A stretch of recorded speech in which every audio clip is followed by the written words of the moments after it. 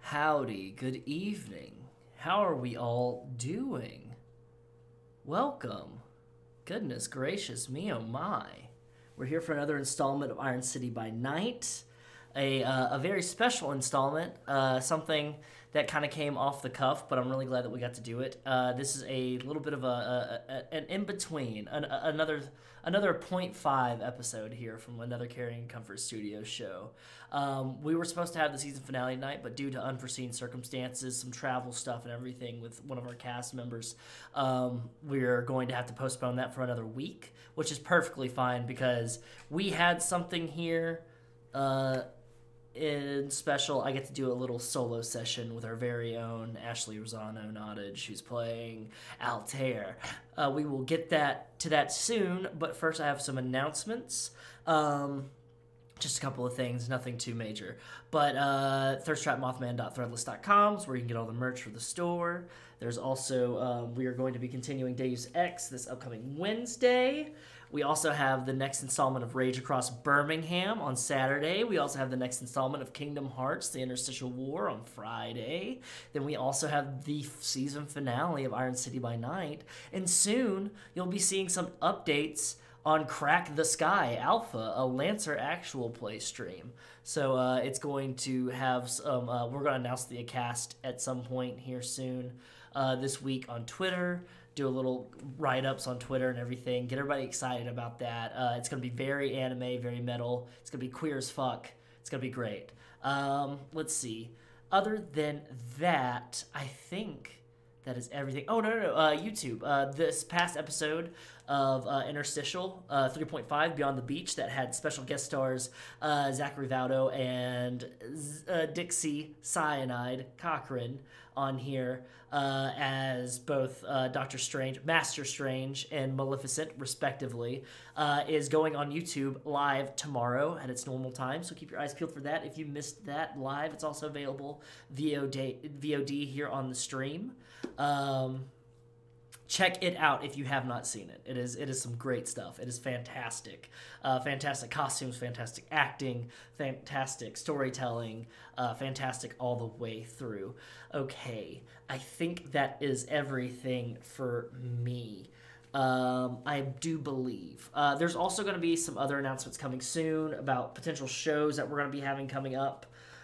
So please do keep your eyes peeled on the social media stuff. And then keep your eyes peeled when we're putting out audition forms for shows. Because we're going to be having something coming up on a Thursday, and we're going to be having something coming up to take Rage Across Birmingham's place once it hits its 6 episode arc. We take it like a week or two break, and then we start going into everything else. So, yeah, I think that's it for me. But let's go ahead.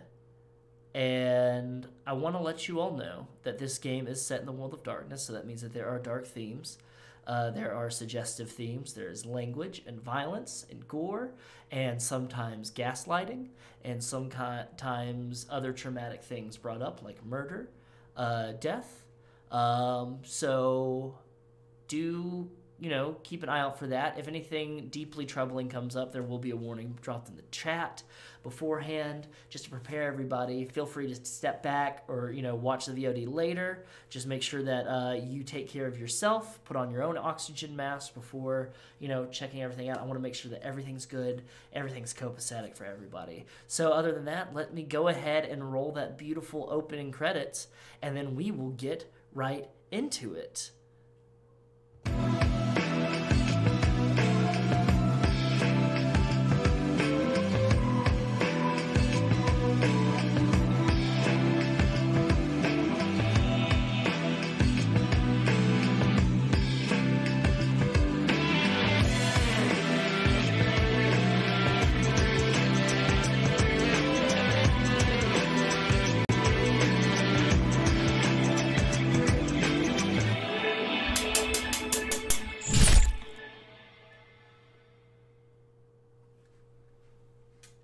So, where we last left off we had our dear coterie getting used to their new domain in North Birmingham. They were delivered a gift from the Prince of Birmingham, Alexander Silverson, that included some older surveillance equipment, which they all went through, kind of took stock of, and started putting up all together. We saw a glimpse of their next door neighbor, and we also were paid a visit by the Ventru Primogen of Birmingham, Carson Collier. Carson hadn't been seen in the 2-week stint that we had kind of time jumped through. He had not left his office, supposedly, or the side of his whip and personal assistant. And what we learned, something more, Ian Morris, and he came offering a olive branch, so to speak, not just of some blood-infused alcohol, or should I say alcohol-infused blood, but some information as well. Some details on the first Tombstone killings and disappearances, and in the form of a fund drive. After a tense conversation, a back and forth, a battle of charm and wits and intimidation, Madelyn made an ultimatum. Either you blood bond to her, or either Carson blood bonds to her, or there's no deal. He begrudgingly accepted, and he went on his way. To that end, Altair explained to Books what blood bonding was, and Madelyn and Aaron did a bit of blood bonding themselves, so to speak. And that is where we pick up here. Immediately after, Altair sees Aaron storming down the basement stairs. The door slams behind him. Books looks at you, Altair, and goes, he seems like he's in a mood. Yeah, I probably leave them alone. Yeah, I'm not even gonna touch that. Yeah, it's fine. They're fine. It's fine. They'll be all right. No offense, but this was a lot to process, so I'm gonna go and kind of. I'm just gonna go. Yeah, know? yeah. If you need to talk about anything, I'm here. Yeah, I got your number and everything. It's fine. Come on, Watson. And you hear a soft meow as Watson gets up, stretches, and follows Books out of the room. You receive a text message, almost coincidentally, serendipitously, in that moment. Timed. And it is from Reece. Mm-hmm. And it says, "Plane's landing soon. Where should we meet?"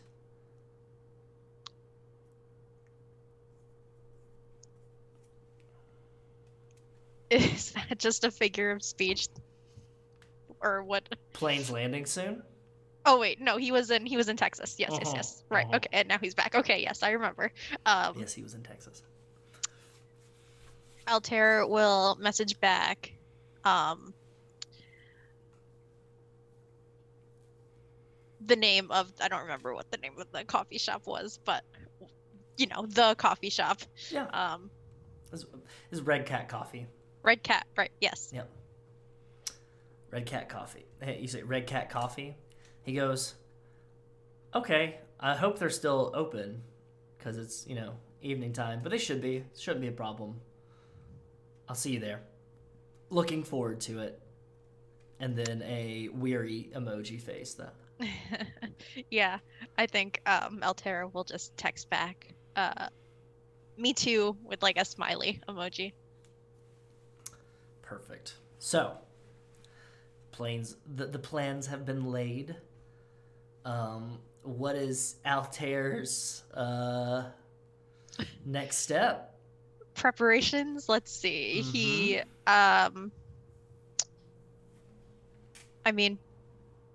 blush of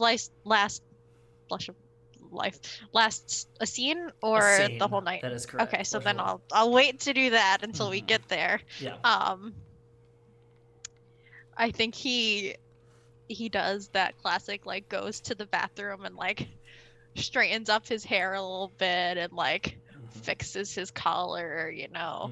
I mean, he doesn't have much to make himself look better, but this is just kind of how he is. Puts on the least intimidating sweater. Yeah. In his wardrobe. Perfect. Perfect. Yeah, you go ahead, like, just goes ahead, tidies up just a little bit. Just, you know, we'll flatten him out there, yeah. Just getting ready a little bit. This isn't like your main apartment or anything like that. No. But you feel a slight tremor almost in the foundation. You're like, that was weird. Of the house? Of the house, yeah, like that, like just like you hear like a noise, a bump, and then like a shake a little bit, and then it's fine. Like, okay, weird. Okay, was it like coming from inside? Yeah, it comes from the house itself, but like it's okay. Yeah, it's fine. It just happened and it's gone. But yeah, I mean, you adjust your hair, get your collar nice and organized and set up, and you get your sweater ready. Go ahead and take a little bit of a lint roller to get the Watson hairs off of it. Yeah. And you go ahead and you make your way outside of the house to your car, which I'm assuming is here. Yeah. It's probably parked outside the garage because Aaron has made sure that no other car except for his motorcycle and Book's motorcycle can go inside the garage. Yeah, no, that's fine. I think he's used to that. Yeah. So you go ahead. You go over to your car, and you can still see Mr. Gallagher standing on his front porch, and he's smoking.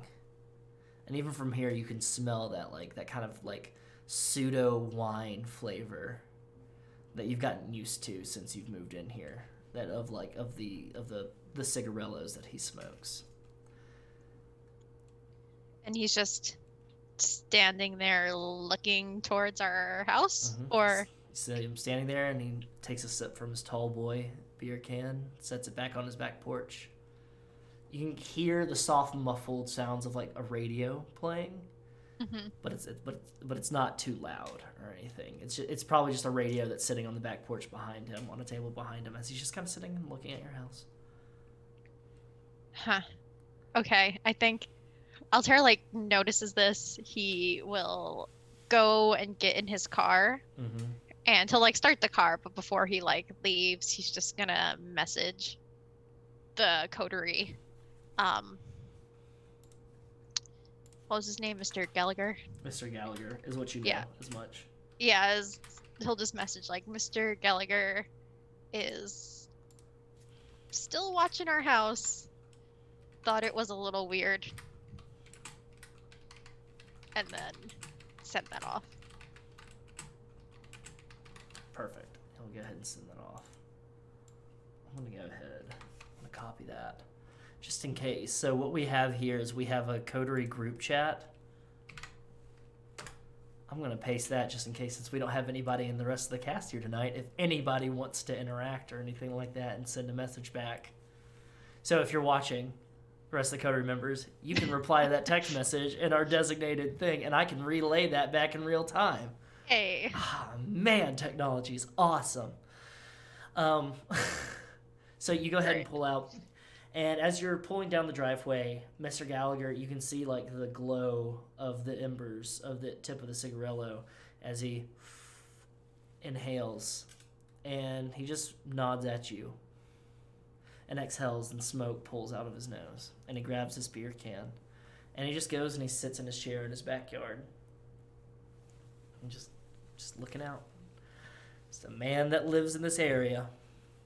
You go ahead watching and our house, and you head to the coffee shop. Boom, boom. Time takes a little bit of time to get there because you're in North Birmingham now. You're not, you're not completely in the city anymore. So it takes a little bit to get through traffic. You get an update about 5 minutes once you leave the house that it is Mr. Reece and he says, "Landed!" Exclamation point. See you soon. And then he sends an emoji of a red square and then a cat emoji. Great. Yeah, I think he'll just message back. I'll grab us a table. Excellent. See you soon. Excellent. See you soon. And then you just get the reply, KK, see you soon. Cool. Altair's not going to reply to that one. Don't reply back. You don't have to reply back. Just feel like, looking forward to it, and then a reply, just texting the whole time before you see each other. Yeah, very nervously. Drive takes a little bit. It's nice outside tonight. It's not rainy or anything. It's a little bit breezy. It's a nice, chill, end of November evening. As you're passing along I-65 from north and you're going into the city, you can see the lights underneath the overpass kind of shining down. They kind of glow different colors and everything to make it seem a little bit more appealing. You drive by Top Golf, the accursed Top Golf that doesn't match with anything else in the city aesthetic-wise. It just sits there, a monument to mediocre golf skills. And you pull through past BJCC, the Birmingham Jefferson County Civic Center, and you roll into downtown off the exit, passing through. It's a nice night out. People are milling about. It's the weekend, and you see people hanging outside of bars, going into the sidewalk cinema downtown, and you pass through Railroad Park, right in the center of the city, right behind the railroad, as its name, and you pull up to Red Cat Coffee, right on the corner, right across the street from Railroad Park. Red Cat, it's a nice open coffee shop. It's right on the corner. They have a sign it says Red Cat Coffee, and it's got a red cat on it. It's very simple. They have tables outside. They have outside seating, and then they have indoor seating. And it's nice and it's quaint. It's what you would expect from a coffee shop. It's everything. And it's still open? It's still open. Perfect. It seems a little bit slow because it is about 8 p.m., but it's, it's still there. Still ready for you. As you get out of your car, you turn off the ignition, you get out of your car, you start making your way to Red Cat. Go ahead and give me a wits and awareness check, please. Sure.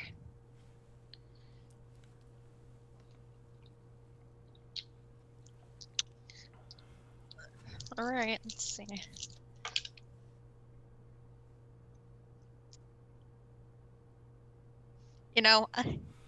I really can't make this stuff up. Mm-hmm. That's a bestial failure. Altair. It's a good start. Altair. It's a really good start, you guys. haven't even gotten into the date yet, Altair. I told you, I can't make it up. Sometimes this is amazing. Real life is just... This is fantastic. Right. This is wonderful. Boy. Oh goodness, there's a lot of options at my fingertips here for a bestial failure. I'll tell you what, ladies and gentlemen. Ain't even no one here to save me. 207. All right. I just want to make sure. I want to look at all my options here. Yeah. No. Come up with something real good. Yeah.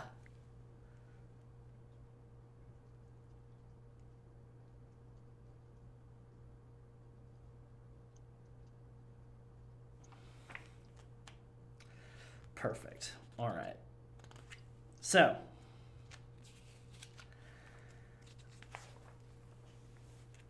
as you're walking in, and you feel good about yourself. Well, that's new. You're confident. You're like, I want to do well on this. I want to show people. It's almost like you're talking to yourself. Like I want to show myself, and I want to show everybody else that I'm capable of handling these things. That I'm good. That I can handle social situations. I don't need the coterie around. Like they always kind of seem like I've got and you start thinking about like you start thinking about Madelyn at the crime scene. And like, I don't need protection. I'm a grown man. I have my master's degree. Like, I don't need somebody. Like, I did this all myself. I've been doing this myself. Like, yes, I've had Aster around, but I take care of Aster. Aster's older than me by so many years. And like, I don't need that kind of stuff. And then like, you're like, I've got this. And then you like turn and you look at the coffee shop. And you realize how kind of small the coffee shop is. And you're like, oh, there's only like 3 tables in there. There's already a couple sitting in there. And then there's the 2 baristas that are behind the counter. And like, I could sit outside, but then like, then you notice there's some kids that are skateboarding over nearby in the park. And like, I say kids, they're like young adults or whatever. Kids to you. But then you realize you're like, oh, there's a lot of people around here still. And I got to put on a good first impression for Reece. And Reece is just going to be looking at all my flaws and everything. Reece is going to be looking at all my imperfections. I'm going to be out there on display. You now have compulsion, delusion, all eyes on me. And for the next scene, you have a 2 dice penalty on all wits checks. Oh, great. And you are hyper-focused on every single action and word that you say, to the point that you have to make sure that you say it clearly. All right. Mm-hmm. So I think, as you said, he gets all of these feelings as he's kind of approaching the coffee shop. Mm-hmm. And I think he even kind of just stops on the sidewalk, like a little bit of ways, as he's like trying to like collect his thoughts and his emotions. Your hunger goes up one more time. Sorry. Oh, good. As well. So you go up 2 hunger. Sorry. My bad. No, that's all right. God. No, continue. I'm sorry, I interrupted you. And he's trying to give himself this pep talk on the inside. He's like, all right, you know, everyone's watching you. You've got to show them that you can do this. Don't let it ruin you. Mm-hmm. Just take it one step at a time. Mm-hmm. Do it right. Mm-hmm. Let's use Blush of Life. Okay. Go ahead and give me that rouse check for Blush of Life. Okay. That I passed at least. Okay. Thank God. You search the blood. Some color comes to your cheeks. Your eyes get, you know, they lose kind of the milkiness around the amber lenses, or the amber irises a little bit. Your hair becomes a little bit more livelier. You taking a breath. You start taking deep breaths to calm yourself. And you're about to walk into the coffee shop when you see a car. And it's got a rideshare logo in the corner of it. And it kind of pulls up slowly. You can feel it almost like a omen, of a physical manifestation of an omen riding up the street. Across the street, and parks across the street, and you see Reece get up out of the back seat. He's wearing a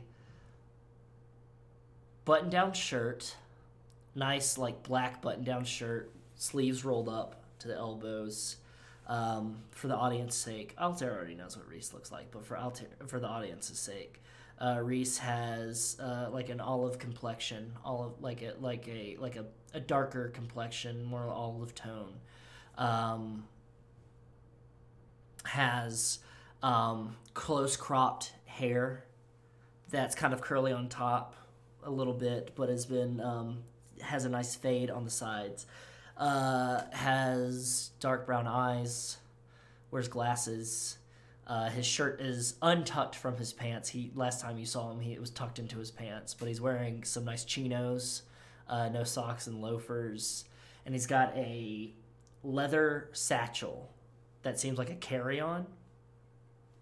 And he's dressed a lot like a young professional, like a young professional that's in like a tech field or something. And you can't tell from across the street, but you see there's like some kind of like embroidered thing on the corner on his pocket, on like his chest here. But it probably seems like the company that he works for or something. And he gets out and he like leans down. He says something to the driver. Driver drives off, and he waves at you. And he starts walking across the street, and you can hear the beast inside you go, "Oh, tasty morsel, tasty, tasty morsel, all for us. It's not our normal fare, but what are you going to do? Are you going to drink coffee? Are you going to eat a scone? Or you can just eat a little bit of Reece? Just a little nibble of Reece." No, thanks. Okay. And as Reece walks up across from you, and you're kind of hyper-focused, and he goes, "Hey, Altair, it's good to see you. And go ahead and give me a wits and awareness check." 2 dice penalty. As you're kind of like focused on your face, on his face. Yeah.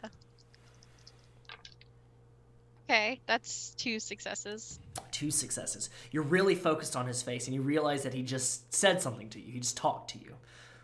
So you're about to communicate, and then you notice you see just embroidered. There's no symbol or anything like that, but it's just like in like Helvetica text, Kraken, and then technologies underneath the Kraken. And he goes, and he's wearing like a watch and everything like that, and he goes, "It's good to see you." And he like extends a hand out to shake your hand, and then he's like goes for like a hug, and then he goes handshake. Yeah, I think like he's so focused that like he almost just doesn't even realize that he's talking to him. And kind of right before he like as he like holds his hand out to shake, Altair kind of like snaps out of it, and he says, "Oh, yeah, it's nice to see you too." And he's trying to sound very confident, and it's doomed really bad. But he'll take Reese's hand and shake it. He goes and he goes, "It's about right. You wanna go inside, grab some coffee?" Yes. Perfect. Would you want to sit outside, or do you just want to sit inside? I think there's this moment where Altair looks into the coffee shop. You hear the beast just screaming in the back of your head, "Outside, outside, outside, outside." Looks outside, looks at the tables outside, and then looks at Reece, and he's like, "Ooh, whatever you want is fine." That's fine. We can figure it out once we get our coffee. Okay. He goes to the front door. He holds open the door, and you hear the jingle of a bell as you're coming in, and holds it open for you. Yeah, and Altair will mutter a quick thanks as he walks in. Walk up, and there's 2 people at the counter. You see it is just normal. It sounds like a coffee shop inside. You've got is that Neutral Milk Hotel or something? It's one of those bands. There's like some kind of Midwestern emo band or something like that, like American Football. You don't know. I don't know if Altair listens to Midwest emo. And you see one of the persons behind one of the people behind the desk or the counter. They got a name tag that says Oz, he, him, underneath it. And he goes, "How's it going today? Welcome to Red Cat. Now, I will let you know, we are closing in about an hour. But, I mean, you're more than welcome to get your drink or whatever you need, a scone or anything like that, or like a pastry or an acai bowl. Whatever you want, we can get that for you. And we'll go ahead and have that for you, ready for you, and you can just take your time with it. We'll just close up around you. No hurry at all. And Reece goes, oh, thank you. That's really nice. And in the back of your head, the beast is like, they're closing. You only have an hour. You should go somewhere else. Take him to a bar.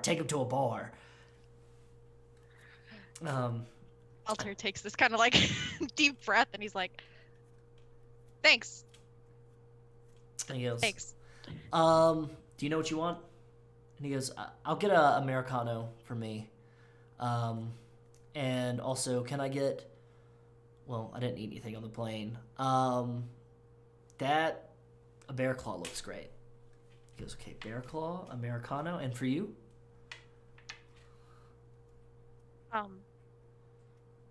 Just medium dark roast black is fine. Medium dark roast strip. All right, no cream, sugar. All right, anything else?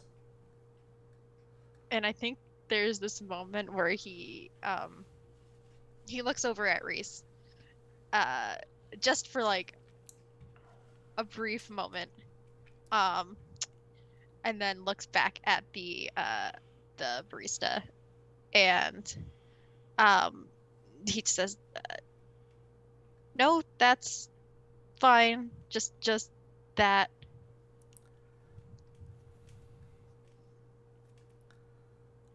Okay. Well, all right. Just one medium roast drip black coffee. Okay. And an Americano and a bear claw. Go ahead and take this number. Hands it over to Reece. And how can I split this up? And Reece just pulls out his wallet and he goes, I've got it. Oh, no, I mean, He holds up his hand. I've got it. It's fine. I just got paid. And he just sticks the card in the chip reader and waits, types in something, pulls it out, puts it in his wallet, puts it back in his back pocket, takes the number. Stan, he goes, how about we sit outside? Yeah, that's fine. Go ahead and give me a wits insight as you're walking outside. It's gonna do it to me, huh? Let's see. That is...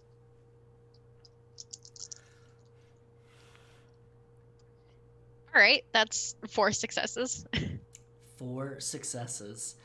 As you're walking out, Reece seems calm and everything like that, but did that couple that's sitting at the table stare at you the whole time that you were inside the coffee shop? And then when probably. You kind of notice them and you look at them, they seem to just be looking and talking to themselves, but you can almost swear that, like, back of your head, you almost felt like you were being watched for a little bit. Reece opens up the door for you again, lets you out, goes over to the first table by the door, sets down his satchel, gets to a chair, sits down table, and goes, so, how have you been?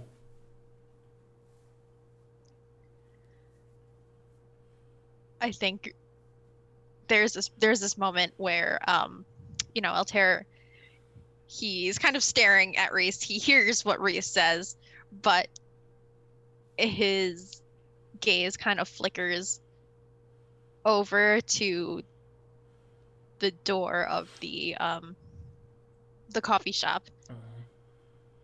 And it takes him a few moments before he finally responds, and he looks back to Reece and he finally responds, good.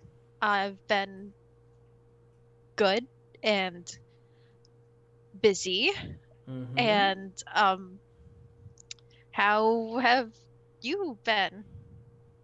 Oh, I've been good. I've been in San Antonio, like we've texted about. Yeah.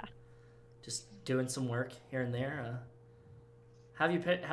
You've got patients, right?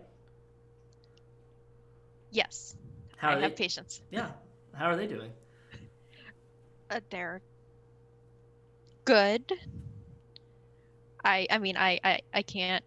And Altair kind of looks down at the table and like just assume like he's always just constantly like wringing his hands like under the table on his lap.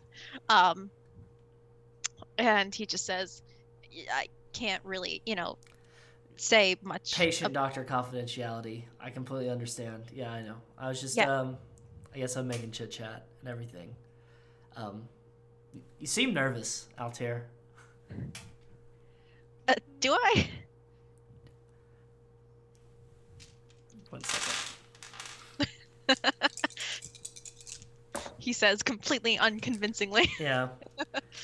He kind of gives you a look over, like just real quick, and he goes, "Yeah, a little bit. I mean, it's fine if you are. It's fine. I mean, I would be lying if I didn't say I wasn't nervous too." And I think Altair can feel his cheeks kind of grow a little red. He just says, I haven't seen you in a while, and I was excited to see you again. Yeah. I apologize for having to hop out of town a couple weeks ago. It was I got pulled up on a new contract and everything, and they had us doing a little bit of work out in San Antonio and the Silicon Prairie and everything, but luckily the contract wanted to bring me on full time and everything, and to that nature, luckily they were starting a field office here, so I'm able to work here now, which is great. So that means I get to see you, I get to have coffee with you, and I get to work, and I don't have to worry about getting on a plane anymore. Out of character, Altair doesn't know what Reece does. He's only told you that he does computer science stuff. Like he's Okay. called it like real nerd stuff. Okay. He works with the computers and everything. I'm sure if Altair's like pushed for a little bit more detail, then he's been willing to give it. But yeah. Okay. Altair will look back over at Reece and say, "That's awesome. That's really good news. I'm glad." Yeah. No, it's pretty refreshing. It's great. It's actually this company. He points to a shirt. They're pretty new on like cybersecurity side of things, and they just got a pretty big contract here in town, which is great. So I'll be around here, and what's even better is, I know that you work nights most of the time, or you work evenings, or you have your appointments and everything, and I'm able to make my own schedule and everything. So, if you want to get more coffee at any point, it's on the table. Well, let's see how this goes. Yeah, no, that would be and then there's like a few moments pause, and then he's like, "Great, I would really like that." I'd like that too.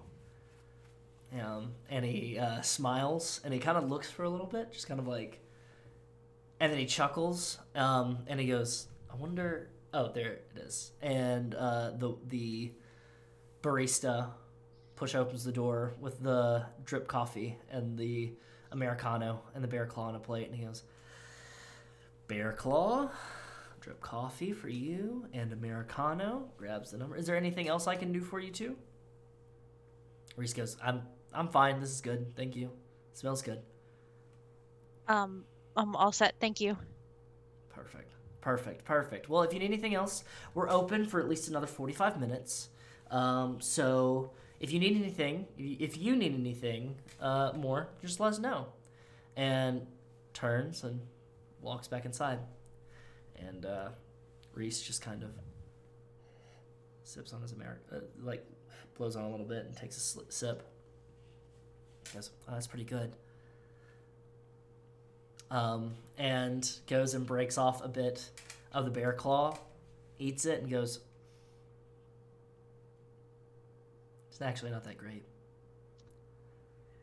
I think Altair would have he'd grab like his coffee, and he's just kind of holding it in front of, like, on the table in front of him with both hands. And he says, I can get you something else if you don't. No, it's fine. It's just I don't know. I've never had a bear claw before.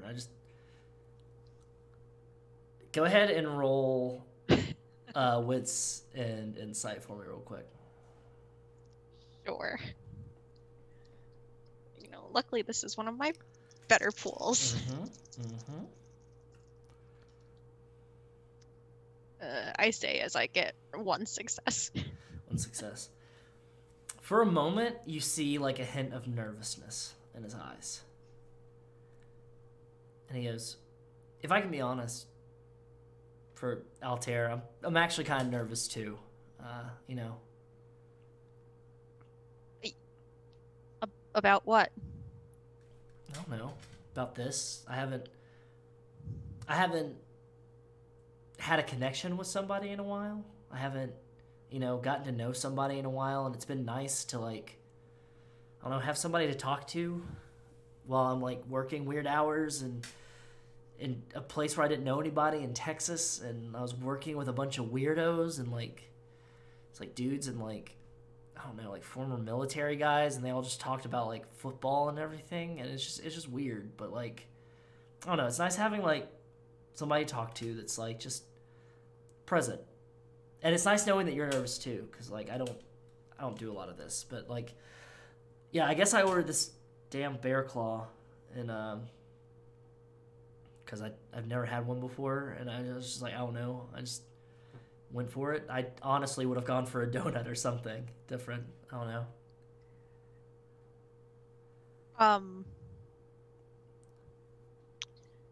I'm sorry to hear that work is awkward.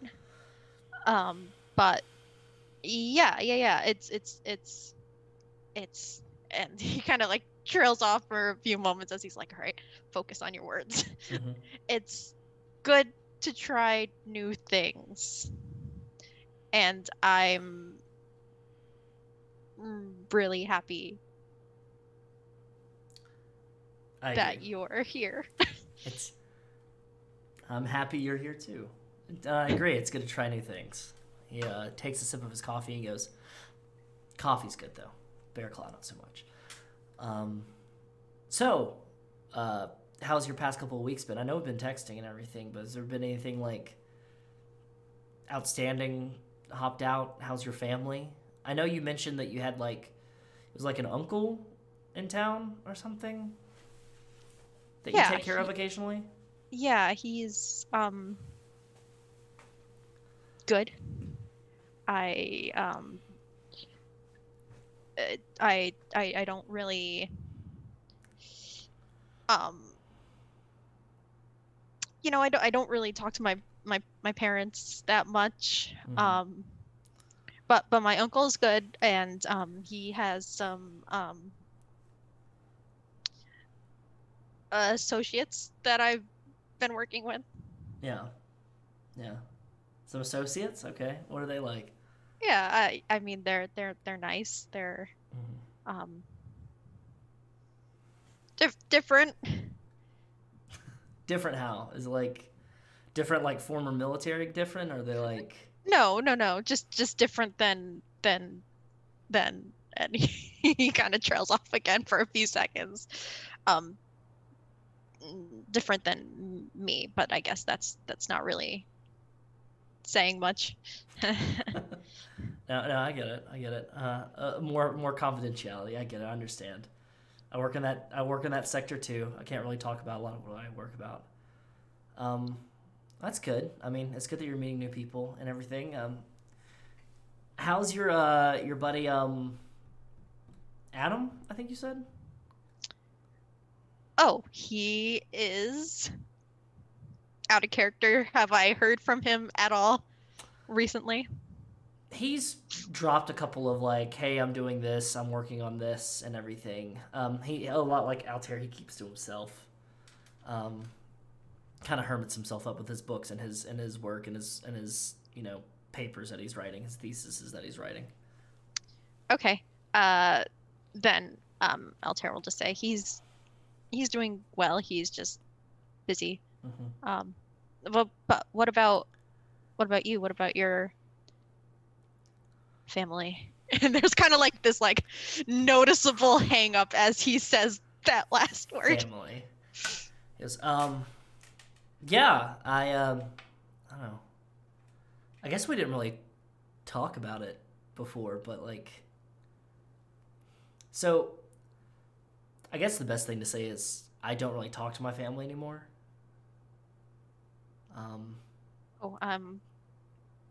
Sorry to hear that. No, it's fine. It's just they're very old fashioned. They're up north and they're not from here. And they kind of hold on to their values and everything a lot more than a lot of people our age or our generation do. I mean, the benefit of growing up here in this country is, do you sip the coffee? I pretend to sip the coffee. You pretend to sip the coffee? Okay, got it. Goes, can't really drink the coffee. Can't really drink the coffee. The forbidden slurp. The actual forbidden slurp. He goes, they're proud of me and everything, about working and everything. They're very excited about me going out to Texas and everything. But they, I don't know, we don't really talk a lot. My mom doesn't talk to me at all, but my pops, he sends emails back and forth. It's fine. My sister is thinking about coming around these parts. She wants to move to like Atlanta or someplace. I told her don't move to Atlanta unless she's working like the movie industry or something. But she doesn't listen. She wants to go to all these places and everything. And so I'm just like, okay, well, all right, Mara, do whatever you want. Nobody listens to little old Reece.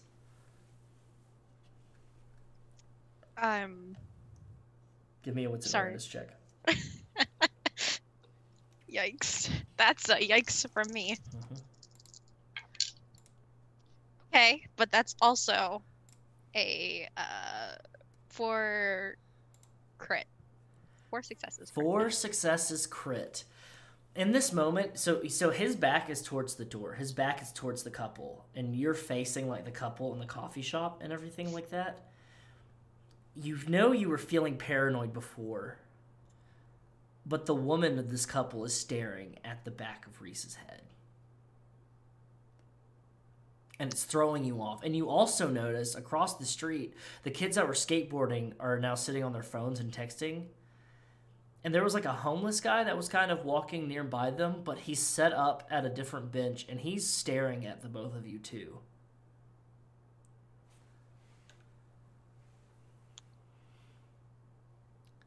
Okay. And Reece goes, but things are good. Family's family. They're not really there to be close with. It's kind of the point of family. I don't understand how anybody can be close to their family, really. Yeah, and I think it's probably pretty noticeable how Altair kind of like looks at Reece, kind of like looks past him, like over his shoulder at the woman, and like if Reece is like looking right at Altair's face, he can probably see him like constantly looking over his shoulder. And he just says, "Yeah, no, I get it. I'm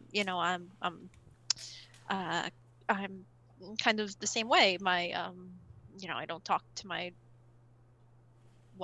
parents don't really talk to me, but they're fine, and I guess I've never really gotten close to them either." They're not from around here, are they? They're up north too, aren't they? Yeah. We're from up north, yeah. Up north, yeah. Aroundabouts. Like my family's in New York City, but Boston. Boston. Okay, so they'd be mortal enemies then. You notice that the homeless person is getting up and moving. Further down the street, not towards you. Oh, okay. Further down the street. He is crossing the street as well, though. And the man that's in the couple inside has stood up, and he's gone to either the counter or the bathroom. You can't tell from the position of the table. But he stood up and he's gone somewhere further inside the coffee shop. The woman's still staring at the back of Reese's head. He goes, I don't take much stock in, like, sports or anything like that, but my parents are, like, very much into the Yankees and everything. And though they're Nets fans, so I don't know. They're used to winning and losing. It's kind of awful. I don't know. Do you like sports at all or anything? I don't really follow them that much. I mean, I watch them every so often when they're on TV, I guess. I guess so. I've actually, since I've been here, I've been wanting to go to I'm actually kind of a fan of football or soccer, and we've got a football club here, or a soccer team here, and I was kind of wanting to go to a game and stuff. If, like, you want to, like, go some point? Oh, and there's, like, this, like, long few moments of silence, and Altair, like, looks down at his cup, and he's still got, like, his hands on it, kind of tapping his thumbs against it nervously. And he just says, yeah, that would be really cool. Cool. Yeah, that would be really cool. Yeah, I agree. I'm going to go use the restroom real quick, if you don't mind. Oh, okay. Can you watch my bag and everything? Yeah. Yeah, that's fine. All right. Can I get you anything before they close up or anything like that? No, I'm fine. Thank you. Perfect. All right. Well, I'll be right back. He goes up and he walks inside and he goes toward the bathroom. Just leaving you outside. And you notice the homeless man is back, but he's across the street and he's sitting at a bench at this deli across the street. And he's just, like, sitting at the bench, and he's just kind of, like, he's sitting crisscross applesauce on this bench, and he's just kind of, like, the bench is facing the park, but he's sitting crisscross applesauce, and he's kind of, like, staring at you. I think there's a moment where, like, there's very awkward, like, eye contact between us. He doesn't look familiar at all. No.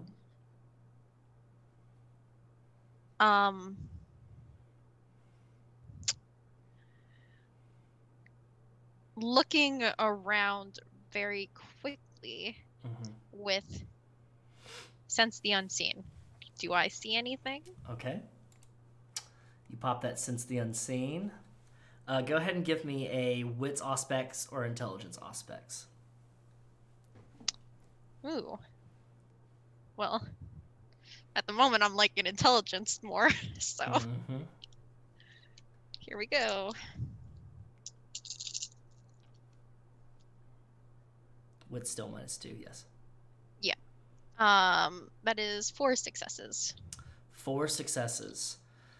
You kind of feel yourself kind of like a filter's gone over the world. And you look around, and you do see some figures in the park across the street. But they don't seem to move. You know what Kindred moves like in, like, Obfuscate. They're not moving like that. It almost seems like it's more spiritually moving. Like a floating almost. Gliding, yeah. Gliding.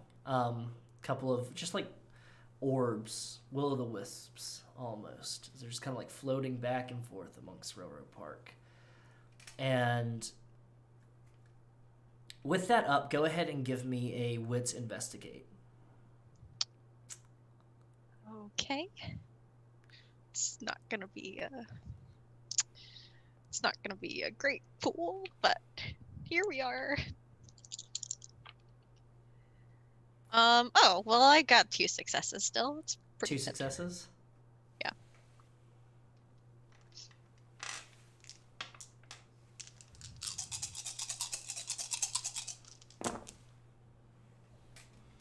You're looking around,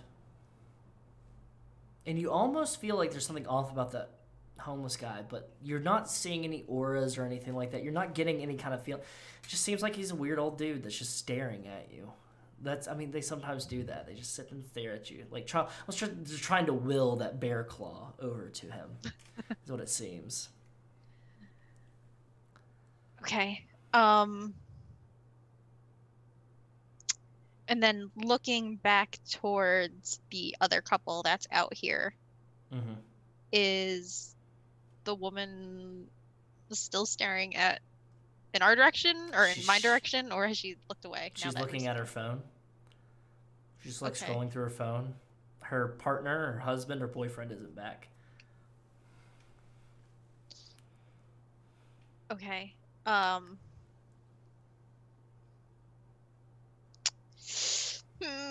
think Altair is getting pretty nervous. I mean, I don't think an absurd amount of time has passed yet.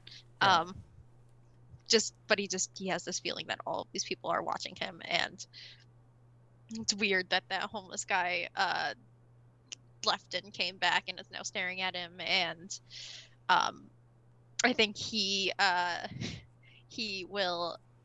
His eyes are kind of focused on the door, kind of like waiting, willing Reece to come back, because it's super awkward that he's by himself now, even though he likes to be by himself, even prefers it sometimes, but now this is just super awkward. And I think every so often he will glance back over at this homeless guy, who will probably notice him glancing back over at him if he's continuing to stare. After a couple of times of like you looking at the door, looking at the couple, looking back at the homeless guy like, wait, is that you? Just like a friendly wave. Altair just like immediately looks away and pretends like he didn't see it. Because now he just feels even more awkward. About 5 minutes pass. Reece still hasn't come out.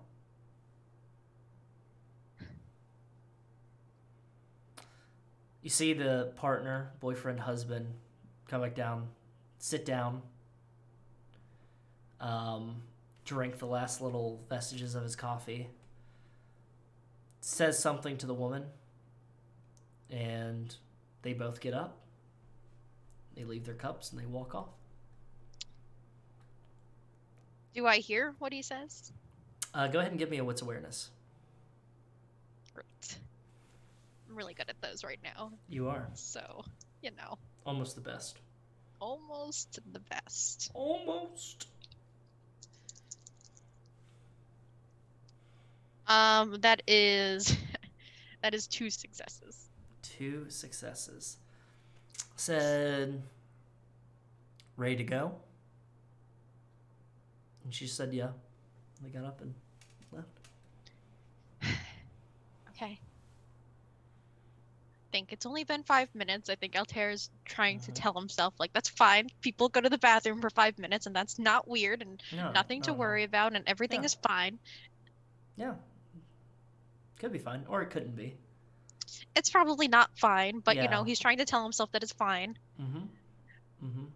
And the kids across the street from the park that are on their skateboards, they get on their skateboards and they roll away. Okay, that's good. Get out of here. It's less people. Kids. Hooligans. I think he looks kind of, you said he had a bag, like a carry-on bag, right? Yeah. It's a leather bag sitting right beside his chair. He asked if he could watch it. Yeah. So I think he kind of looks at it for a few moments. And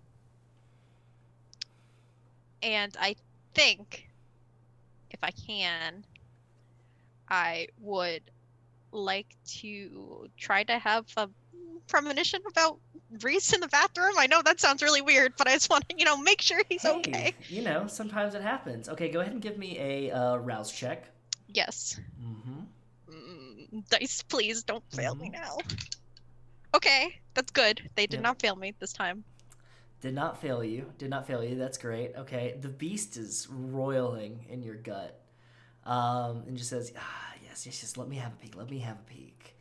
Go ahead and roll resolve aspects for me. Aspects for me, please. It's fine. This premonition is just gonna be about him totally just having a safe time in the bathroom. Nothing bad is happening. Totally. 2, 3, 4, 5, 6 with a crit. 6 with a crit. You are looking at this bag, and you hear dripping. It's like that.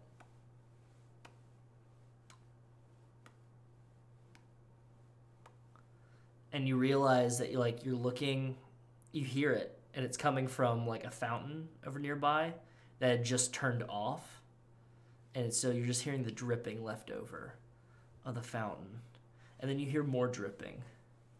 And you look to your left, and you're out in the rain. Coffee shop's no longer there.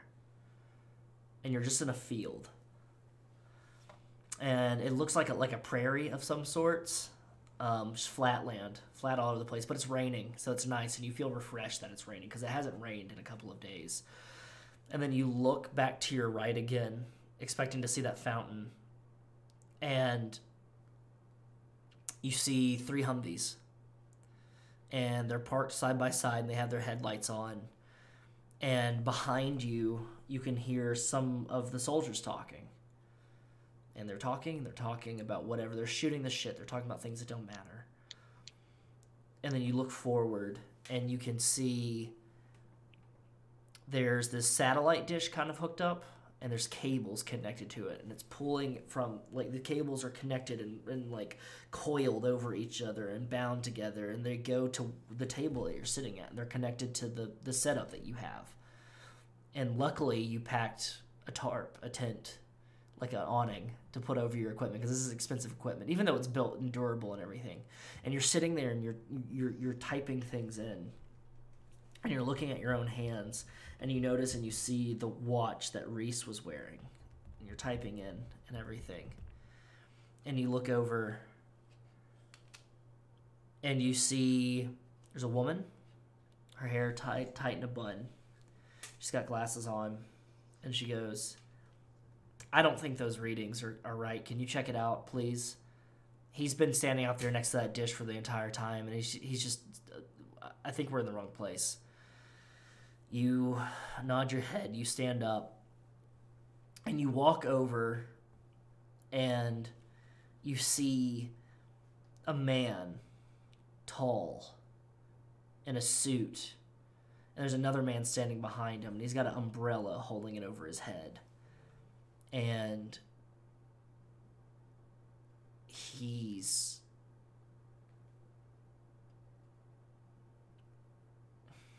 staring at this hole in the ground. And that satellite dish has cables that are coming from the satellite dish, and they're connected to this hole in the ground. And it's connected to something in this hole in the ground.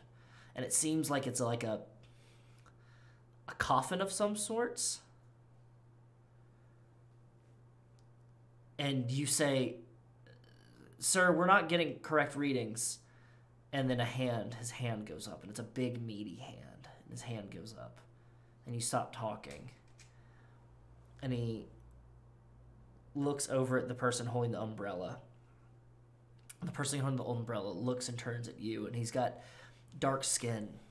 And he's got like a shaggy kind of facial hair. And shaggy hair, and it's kind of plastered with rain because he doesn't have an umbrella over himself. That big giant man's taking up most of the umbrella, and he looks at you, and he has this pissed off look in his face, and you can feel like there's something beneath the surface of him. And he goes, "Keep trying, keep taking down the readings. You're fine. Everything's fine." And you feel yourself become more calm. You walk back over, and you look at the person that's working beside you, and you say, "It's fine. We're fine. We just need to keep checking the readings." Almost like it's somebody else speaking for you. And you go back. And then when you turn, you see the satchel again, and it's there beside your feet. And then you stop hearing the rain fall, and you just hear that dripping from the fountain. And you kind of blink, and you're back. And the homeless man is laying down on the bench. Oh, like across the way. Across the way. Okay.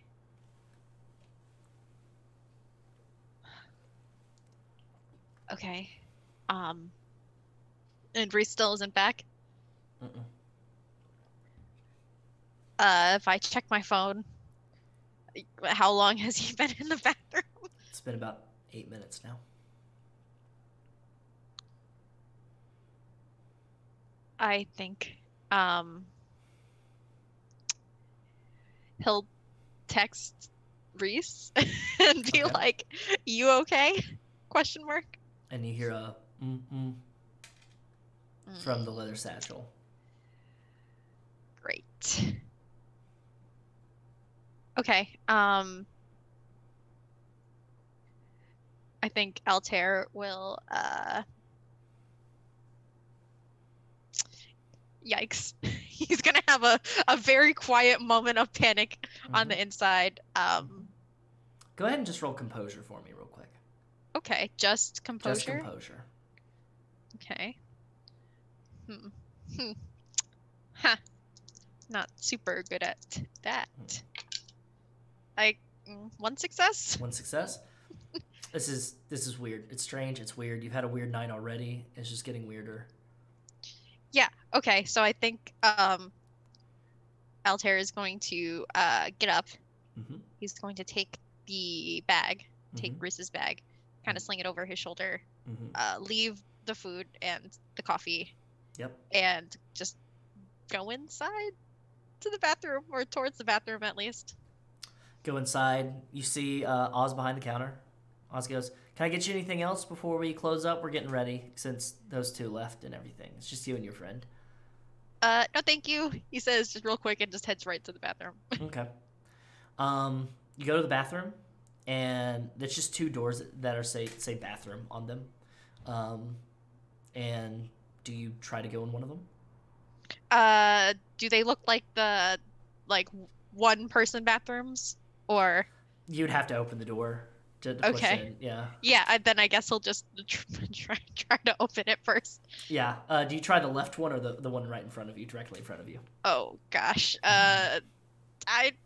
Is this some sort of secret southern, usually the one in front of you is the men's bedroom. We'll just try the one right in front, I guess. Right in front of you?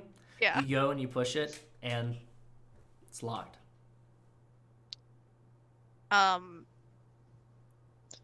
Guess we'll try the other one.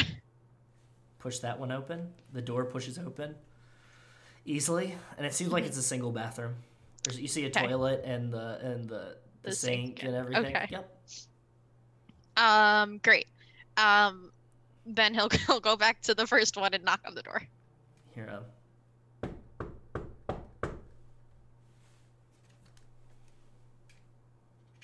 nothing.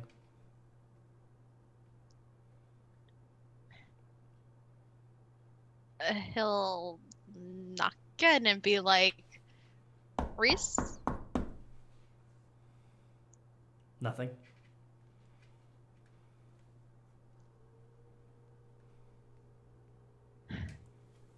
Moment of panic.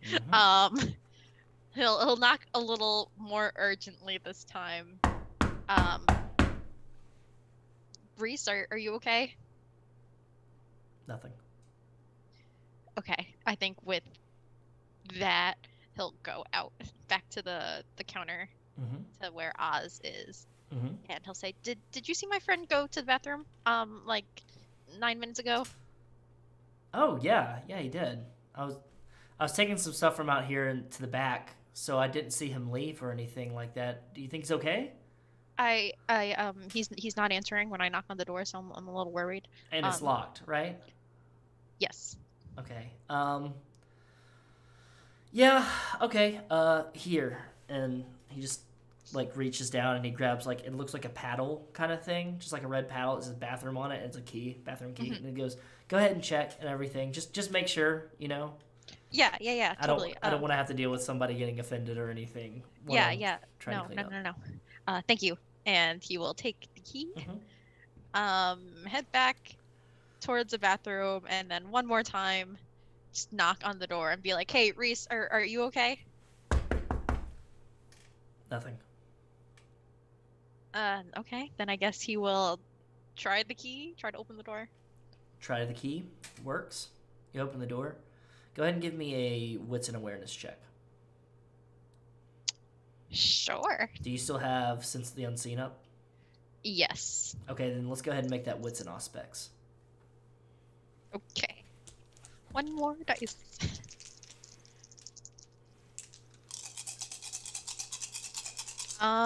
3 successes. When you walk in, this bathroom's a little bit different. It's a it's a two-person bathroom. There's a urinal, and then there is a stall, and then there's a sink and everything. And you see there's a window that has an iron lattice on it, but the lattice is unlocked, it seems, and the window's slightly open. Okay. I don't see anyone in here. The stall is closed. You don't see anybody at the urinal. The stall door is closed. Okay. Is there enough room underneath the door where I could see if someone was like standing in the urinal or sitting on the toilet? Like, you see their feet? You just peer down.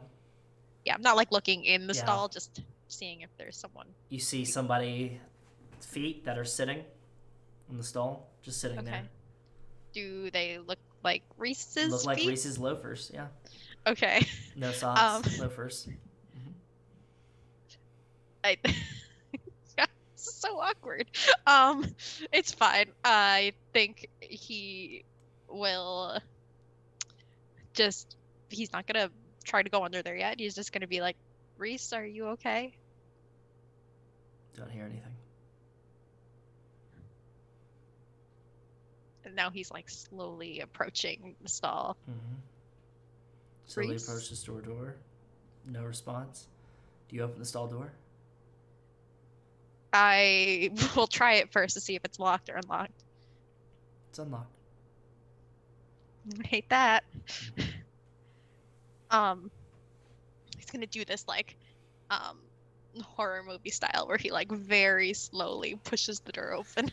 You very slowly push the door open. And the first thing you see is on the toilet paper dispenser.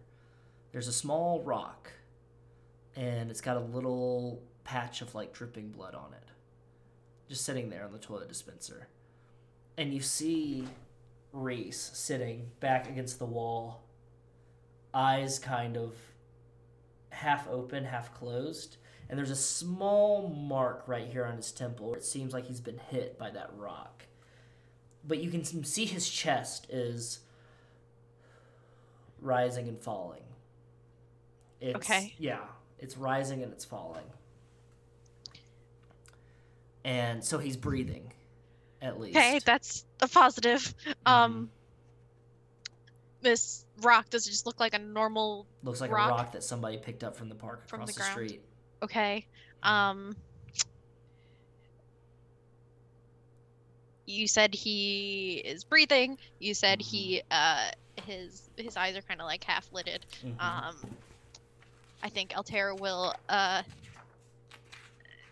I guess I don't see anything abnormal in the stall as far as like sense the unseen type stuff. Okay. He's got like his pants on, right? He's got his pants on and everything. Okay, good. Everything, yeah, everything is perfectly together. Yeah, except for the fact that he's bleeding and not responsive. Okay. Altair will kind of slowly like I mean it's a stall, there's not a lot of room between them, but like approach him and just double check his pulse to make sure he's not like literally dying. Can you go ahead and roll me stamina survival, please? Stamina survival. Man, that's a haven't heard that one before. That's 1 success. You step right in front of him, and you can't believe you didn't notice it before. But you were so focused on him that you noticed that there's a small sigil drawn right in front of him, and it glows real quick. And then there's a puff of smoke, a swirling mist of like red mist that surrounds you, and it goes into your nostrils and into your eye sockets for a moment. Hate that. And you feel like your sight is like, you feel like you've gone blind and all you see is red, and you start choking, and you haven't choked in a long time, and you're coughing, and it's and you feel like you can't move, and you feel like you feel yourself go to your knees, and then you hear like a popping noise, and then you hear, look, I'm going to tell you this, and I'm going to tell you this one time only, all right? Don't fuck with me. Stay away from what I'm doing. You and your friends are going to get out of my way. What I'm doing is better for everyone. And it's better for you and this fella here if you don't fuck with us. And you're still coughing and choking, but you can hear it clearly. Yeah. And you feel somebody lean, and you hear the squeak of like a sneaker or something close to your face, and you feel a boot print on your cheek, and it goes, "It would be so easy for me to squash your head like a grape against this tile, and I would leave you here with your friend, and nobody would find you until they clean up. But I wouldn't leave you here. I would leave him here with just blood in front of him. I would take your body, and I would string it up like it's a fresh deer kill in front of that house that you're living in with your friends, and display it in one of those trees, so that when they wake up and they see you just hanging there, or maybe they won't notice you until it's morning, and you'll just be dust under a tree branch, and you'll fade away. And they'll ask themselves, what happened? What happened to Altair? But they won't know, and you feel pressure up against your face. But I'm not going to do that. Because you aren't the enemy yet. There's a lot more coming, and there's a lot more for others. So what I'm going to do is I'm going to take you and that bag of yours, and I'm going to leave you someplace. Someplace for your friends to find you. But you need to tell them something for me, okay? And I need you to take it in clearly and hear it in your head as you're choking and gasping for air that doesn't exist for you, and you're straining to look for a vision of something. I need you to understand these words and hear them, so that when they find you, you'll be able to tell them exactly what it is.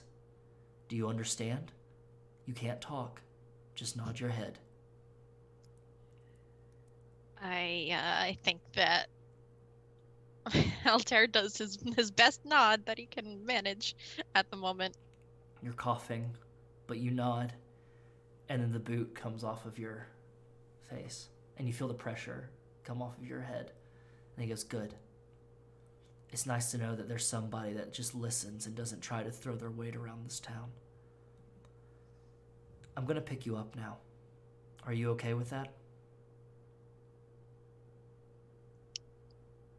I think I still can't talk, or...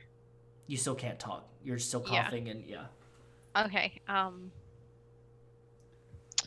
think he tries to say Reese's name, but it like comes out like just a bunch of coughing and a bunch of coughing, hacking and then he just kind of nods. He's like still completely a mess, but you nod. You hear a window open, and that creaking of iron bars against other metal as that lattice opens, and you still have your wits about you, even though it hurts. It's pain, and you feel yourself get picked up like a sack of potatoes, and you're pushed through the window and you fall, and it hurts a little bit as your back hits the concrete outside in an alleyway. And then you hear movement, gravel, as boots hit the concrete as well in the gravel. The window closes, the iron lattice shuts, and you hear a click. And then you hear a trash bin open, and then something be pulled out of it. And then you feel your hands being tied. And then you feel the hands being tied to your waist, and then tied to your ankles. And then they're doubled back, and it's pulled so that you're tied in like a sitting in a car position. Mm-hmm. And he goes, "Are you going to scream once I take this off?"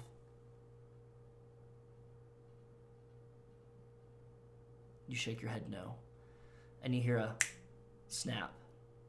And you cough. And you feel like mist, and it tastes like iron come out of your mouth. And your eyes kind of clear for a little bit. It's kind of hazy. And you see a person wearing a high-collared jacket, zipped up. It's black. It has pockets on it. It looks like it's some kind of military garb, like jacket as well. Has got a hood up over, is wearing a face mask that covers over the nose and everything, and has dark eye makeup smeared across the front of their face. Has like a wiry athletic frame. Like picked you up like it was no effort, but they seem to be built a lot like you. Mm-hmm. And they're wearing boots that look like Doc Martens and like tight jeans that have holes in them. And they're wearing fingerless gloves, and you can see the fingernails have like are seem kind of normal, except for 2 fingers on the right hand have blood stained on them, as if somebody had dipped it and put that sigil on the ground. And he goes, "Hold tight onto that bag, because I have a feeling it's going to be very important to you. I'm going to pick you up now. Is that okay with you?"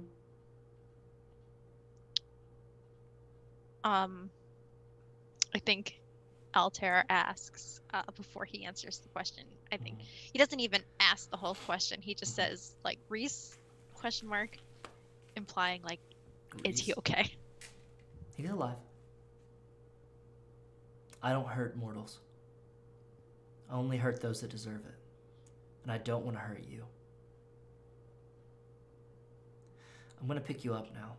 And if you scream, or if you try to get away, I'm going to be forced to do what I did to Ian to you, okay? Okay. Okay. And he picks you up,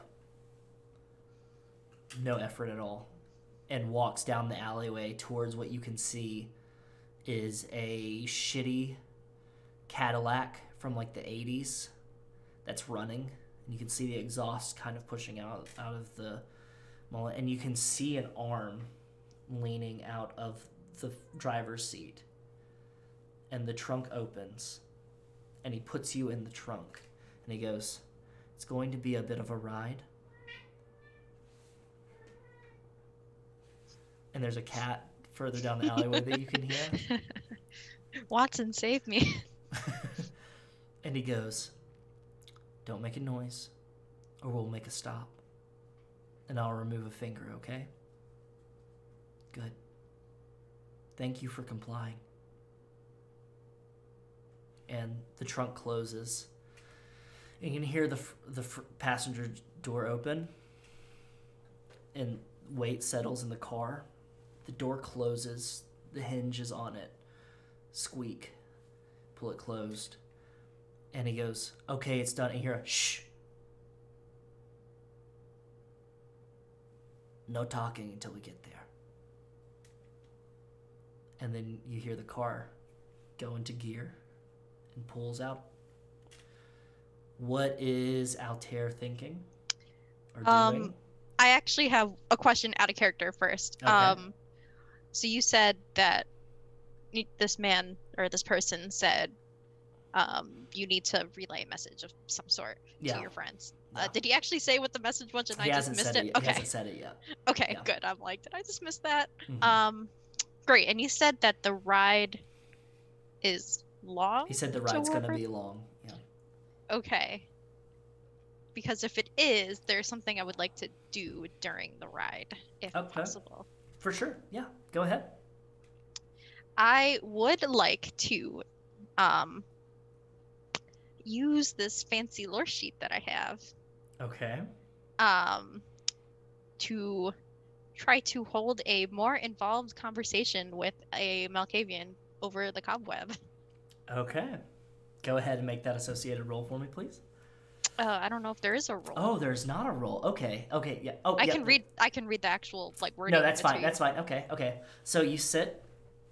I'm like in and the you- trunk. Yeah, you're in right? the trunk. Yeah, you're in Okay. the trunk. You sit, and you can hear the do-do, do-do of like the tires hitting, and you kind of focus, and you close your eyes. Who are you reaching out to?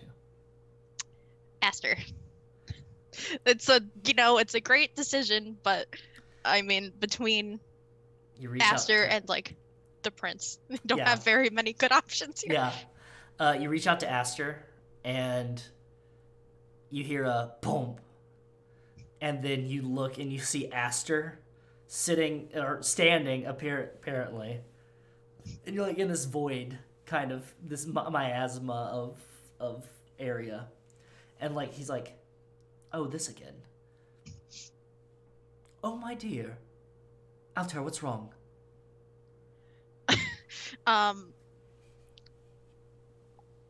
I think there is a moment where Altair just doesn't say anything at first, and then like all of a sudden he's just like, I was out with my friend and I went into the bathroom and there was a sigil and then it blinded me and I couldn't talk and there was a guy there and they I think they're associated with Tombstone and they they're taking me somewhere. They said they weren't going to hurt me, but they're going to take me somewhere and I don't know where that is. God. And Okay. he's just kind of like Okay. spewing it all out. Okay. Where are you? Where are you now? I was at Red Cat, the coffee shop, and they Okay. took me into a car and Okay. I don't know where we're going now. Okay. I'll get in contact with your friends. We're gonna find you. Okay.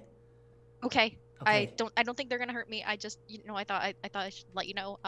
Be calm. Don't be afraid to fight if you need to get out of there. Okay. I don't know if I can fight them. We're They're very strong. We're gonna be there soon. Okay. It's fine. I'm coming to get you, my dear boy. I'm coming to get you. Okay. Okay. Okay. Good. Good. I'll see you soon. And then you feel yourself getting pushed out. And you wake back up. Or you gotta shake your Snap head. out of and it, you're yeah. back in the trunk. And you hear the radio kind of adjust. And over the radio you hear Hank Williams' Cold Cold Heart playing as we drive off. And that is where we will end this small little session Boy. leading into our season finale next week. Great. So great. Great. This is fine, guys. Yep. So, thank you so much, Ashley. Oh, no problem. I will definitely get that message to you, or we'll figure out a way that we're going to do it and everything, because we have season finale next Sunday. So be sure to tune in for that. This directly ties into it. I'm glad that we got to do this tonight because it allowed me to do some things and plant some seeds that I wanted to plant, and we got to spend some time with Altair, which is great. I kind of want to. I like doing these. Yeah, no, that was a lot of fun. I like doing these solo sessions. I think this was a lot of fun. But is there anything that you want to promote while you're here? Let's see. Well, tomorrow is Monday, so you can find me over on Gehenna Gaming playing Monster Hearts 2 at 7:30 Eastern. And then you already said, but Friday is Kingdom Hearts Interstitial War. I will be here at 7:30 on this channel, and then next Sunday is the finale. So come. Hopefully my boy gets rescued before something terrible happens. Yep. So excellent. Yeah, go ahead and give a follow and everything like that. I appreciate everybody sticking around and like watching tonight. We kind of it was kind of a scramble for me more so earlier today. It was just like we were like, oh, we're gonna have to push back the season finale, and I was just like, Ashley, do you want to do Altair solo tonight? It works out. And just like, yeah, immediately. And I was like, okay, cool, that was easy. So. Like she said, keep your eye out for all these great things happening. Keep your eye out for next Friday, Interstitial. Keep your eye out for Rage Across Birmingham on Saturday at 7:30 p.m. Central, 8:30 p.m. Eastern. And then for 7 p.m. Central, 8 p.m. Eastern, there's going to be our final for our season finale for Iron City by Night. And then we're going to go from there. And there'll be more announcements and everything like that. So you can figure out all those announcements and everything if you just follow us at Comfort Carrion on Twitter.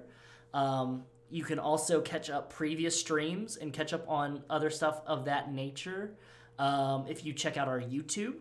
You can also get all the information and more and interact with all of our lovely people that hang out here on stream and more. And you can talk to people about shows that are happening here. You can talk about shows that could potentially happen. You can pitch shows. You can talk about new video games. We can talk about tall vampire ladies from Resident Evil 8 over at our Discord server. So yeah, you can pay attention to Twitter. If you're not on Twitter, then you can just go ahead and hop in our Discord server. And we'll be there, welcome you with open arms, so you can join in and all the rocks that's happening. Tomorrow at 10 a.m., the first part of Visage that I played during the stream for Turtle is going to be up on YouTube. And then also at 5 p.m., the normal time, the episode 3.5 of Kingdom Hearts, The Interstitial War, will be up on the YouTube. So be sure to check those out. So I'm going to go ahead and post the... Boom. Armada's yelling about Sergey. So there is Discord right there. And there is YouTube right there. And then you can also go to Thirst Trap Mothman. Wait, I've got to get this command working because I think it goes to the old website. .threadless.com for different shirts and all that great stuff. Go ahead and check that out. You can grab Owuski shirts, all this other good stuff. I'm going to go ahead, and I think we did it. We did something, right. That's for sure. Follow me at BrotherXWest on Twitter, all this good stuff. I hope you all have a great rest of your evening. I hope you have a great week coming up. I hope it's a fantastic time. Do not forget, stay blessed, and comfort comes soon. Goodbye.